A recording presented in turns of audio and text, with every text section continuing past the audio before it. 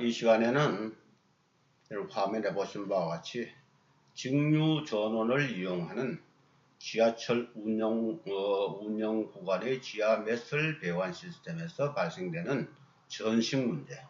전식 문제 정말 참 국내에서 반드시 고쳐야 될 그러한 부식 문제 중에 대표적이라 해도 과언이 아닙니다.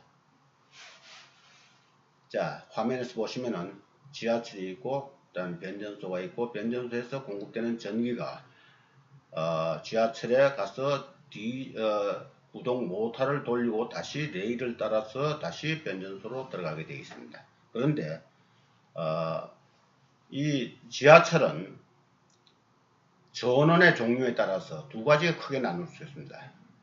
AC 전원을 사용하는 지하철과 DC 전원을 사용하는 DC 직류를 사용하는 지하철이 있는데, 초창기 그러니까 1930년대 이전에는 거의 모든 나라들이 지하철을 그때 전차죠. 전차를 운영할 때 DC 전원을 사용했습니다. DC 전원을 사용하게 되면 어떤 일이 생기냐면은 레일에서 밑에 바퀴 레일에서 절연이 잘 안 돼 있을 때는 전기가 누설됩니다. 그 스트레이 카렌트, 즉 누설 전류를 하는데, 이런 레일에서 전류가 누설이 되면 땅 속에는 많은 종류의 매설 배관이 있습니다. 배관에 유입됩니다. 유입되면 배관은 마치 전류의 고속도로는 마찬가지로 아주 쉽게 저항이 적기 때문에 전류가 잘 흘러갑니다. 흘러가다 어디서 또 누출되느냐? 가장 변전소와 제일 가까운 쪽에서 흘러 들어왔던 또 전류가 흘러나갑니다. 그렇게 되면은 요 배관에서 전류가 다시 들어왔던 전류가 다시 흘러나가는 쪽에서는 흘러나간 전기 양에 비례해서 금속이 플러스 이온으로 떨어져 나갑니다. 그것을 우리가 전식이라고 합니다. 전식. 전류에서 부식되는 현상이다. 전식. 그게 초창기에 처음에 DC 전원을 쓰는 모든 전차에서 이런 문제가 생기니까 나라마다 이건 바꿔야겠다. 문제가 있다. 그래서 지금은 거의 다 DC 전원을 쓰는 나라가 거의 없고 모두 AC 전원으로 다 교체를 했다. 가까운 일본을 보면은 1930년대 DC 전원을 AC로 바꾸는 그 과도기에 뭐가 생겼느냐? 이것은 어느 한 회사만 또는 한 기관에서만 할 문제가 아니고 그 관련된 전식과 관련된 모든 기관, 특히 지하철 회사, 전차 회사, 그 다음에 배관도 종류가 많죠. 상수도도 있고 가스도 있고 그 모든 가스 회사들, 그 다음 통신 회사들, 그 다음에 건설 회사들, 이걸 설계한 건설 회사, 시공한 또 시공 회사 다 참여해야 이 문제가 아주 효과적으로 해결할 수 있다 해서 그런 부서들이 관련된 회사들이 다 모여서 전식 방지 대책위원회라는 것을 구성해서 그래서 공동으로 이 문제를 DC 전원을 AC 전원을 바꾸는 과도기에서 그러한 우리 위원회를 구성해서 공동으로 대처했던 그런 역사가 있습니다. 제가 아까 말씀드렸죠. 제가 국내 가스 배관 부식 진단을 하면서 테스트 박스에서 배관의 전위를 측정해서 전기 방식의 기능을 분석을 하는데 테스트 할 때마다 값이 틀려요. 이거는 뭐냐?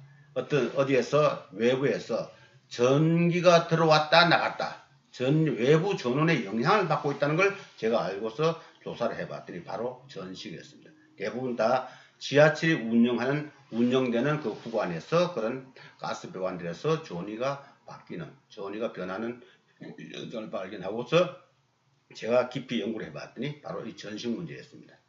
그래서 이러한 전식 문제를 제가 정리를 해서 당시 제가 국무총리께 보고를 했습니다. 우리도 그때 보고를 하면서 일본에서 DC 전원을 AC 전원으로 바꾸면서 과도기에 우리가 운영했던 전식 방지 대책위원회 자료를 찾아가지고 그걸 번역을 해서 첨부해서 제가 국무총리에 보고를 했더니 한 달도 되기 전에 국회에서 입법이 됐습니다. 입법 과정에서 입법조사위원회인가 거기서 연락이 왔습니다. 전식이 무엇입니까? 그래서 제가 설명을 했습니다.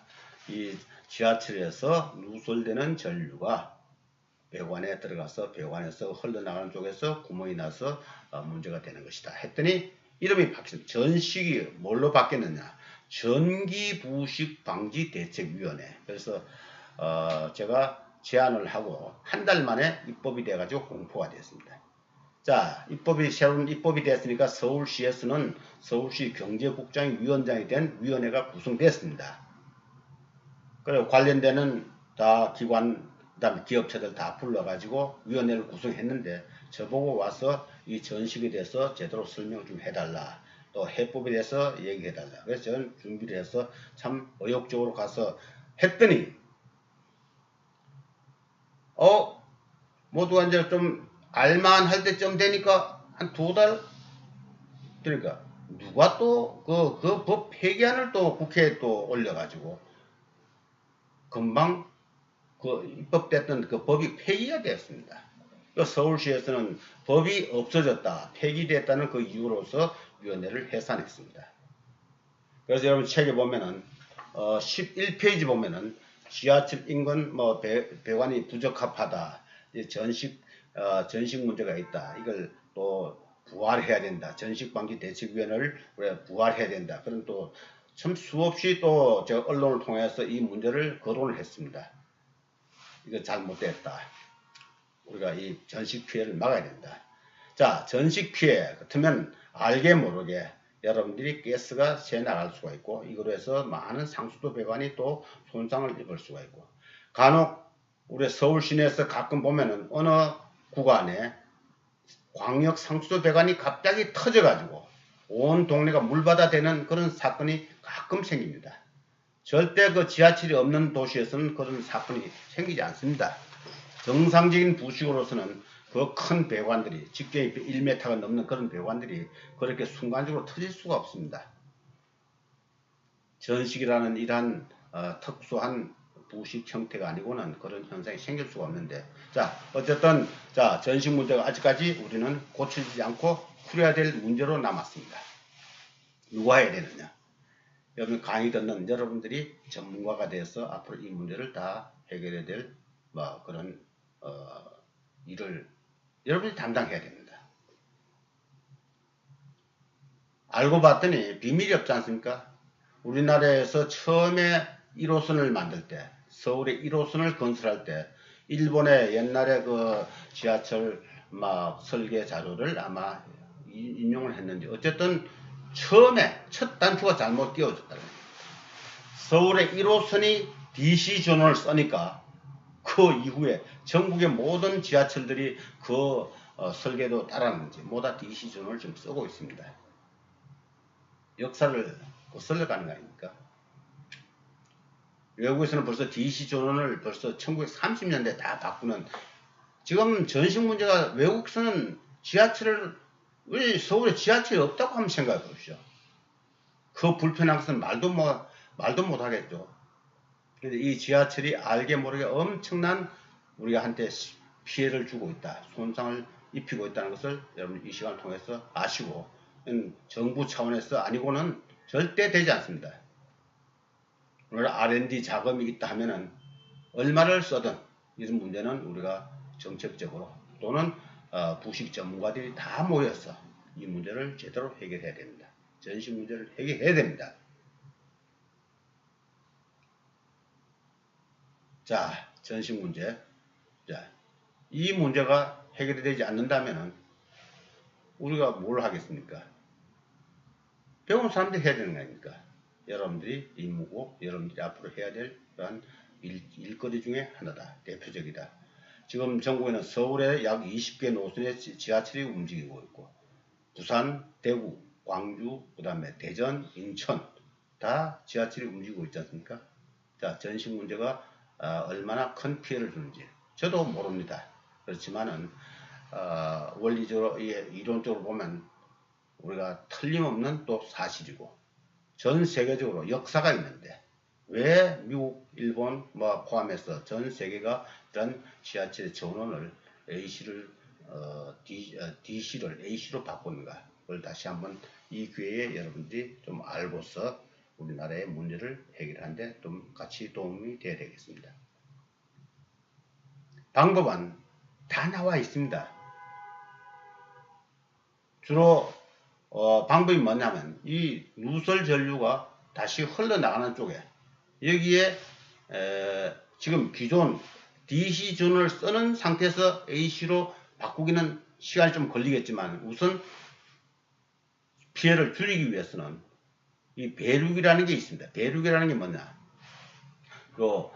배관과 우리가 레일 간에 전기가 바로 흘러나갈 수 있도록 본딩법이라고 얘기하지만 배류, 그러니까 들어왔던 누설 전류가 다시 나가는 길을 만들어주는 게 가장 대표적인 방법입니다. 거기에는 직접 배류, 선택 배류, 강제 배류라는 게 있는데, 강제 배류. 근데 우리나라에서는 서로가 이걸 이해를 못하면 각자 자기 배관만 보호하겠다고 그 중에서 강제 배류를 만약 적용한다면 강제 배류라는 것은 자기 것만 보호하기 위해서 자기의 들어오는 전류, 누설 전류가 들어오는 걸 거꾸로 밀어내는 그런 설치를 했다. 들어오는 놈을 막았다. 만약 배관이 자기한테 들어오는데 그걸 막아서 다시 거꾸로 들어오는 것이 흘러나가지 못하게 하면은 그게 강제로 하게 되면 그게 강제 배류법, 쉽게 설명드리면 그런 건데, 그걸 다 설치하게 되면 그것 때문에 바로 옆에 있는 배관이 또 피해를 볼 수 있습니다. 똑같은 피해를 볼 수 있기 때문에 국내에서는 이것이 공동으로 우리가 방어를 해야지, 개인적으로 한다는 것은 오히려 자기 것 때문에 옆에 게 더 큰 손상이 생길 수가 있다.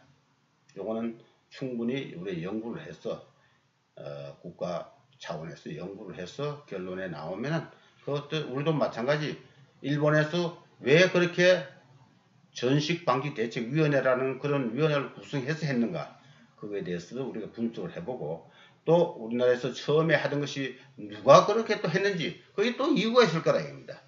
왜 입법된 걸 폐기 처분한 그 당사자가, 여러분 국회 아마 기록물에는 다 남아있을 거로 저는 봅니다. 누가 어떻게 해서 그렇게 했는가, 만들어진 것은 어떻게 해서 만들어졌는가, 그 자료들을 이 시간을 통해서 여러분들한테 과제로서 제가 제시를 하고자 합니다. 여러분들이 정부기관, 관계기관에다가 제안을 해서 이 문제는 국가연구과제로서 우리가 해서 풀어야 될 문제이기 때문에, 왜? 전국적으로 워낙 많은 지금 지하철이 다 이 시스템 때문에 문제가 생기고 있는데 이걸 바꾼다는 것은 보통 일이 아니죠. 부식을 모르면은 이러한 간단하게 우리는 늦게 시작하면 그만큼 우리가 이익을 봐야 되는데, 늦게 시작하면서 역사적인 그런 피해를 또다시 우리가 입으면서 그렇게 간다는 것은 참 잘못된 우리가 선택이 아니냐.